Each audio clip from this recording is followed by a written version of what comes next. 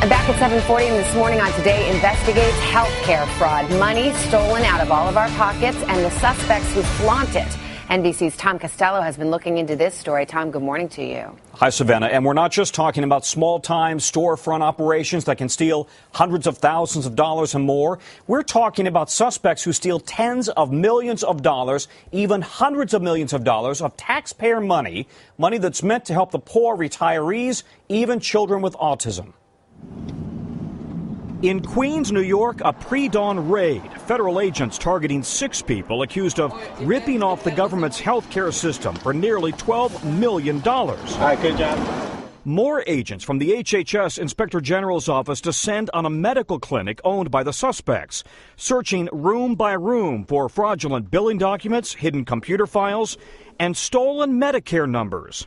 It looks to be like adult daycare. Investigators say the scheme involved luring senior citizens to the clinic by giving them free meals as well as music, computer, and dance lessons, all in exchange for their Medicare numbers. Numbers then allegedly billed for medical services that were never provided, charges the suspects deny. The victims too often are the elderly and disadvantaged. They're often victims of identity theft.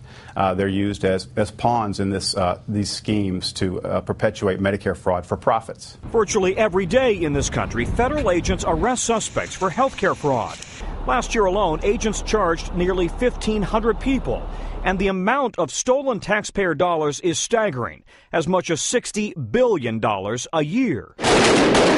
The investigative work can be dangerous, and agents are also relying heavily on data analysis to find suspects before they get away with the money.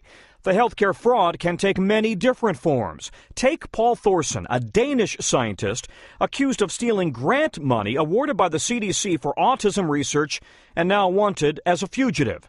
Investigators say Thorsen submitted these phony invoices for expenses, complete with forged CDC official signatures, then had more than $1 million wired into his own bank account.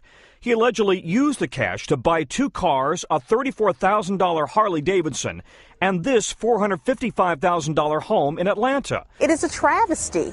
Yetta Myrick is the mother of an autistic child and the director of a Washington, D.C. autism support group. When you think about the cars, these luxury Harley-Davidson, like, are you serious? Like, there are parents out here that probably wish that they could afford that stuff, but they can't because they're paying for extra therapy for their kid. This is one of our missions, is to prevent diseases, to find out more about diseases.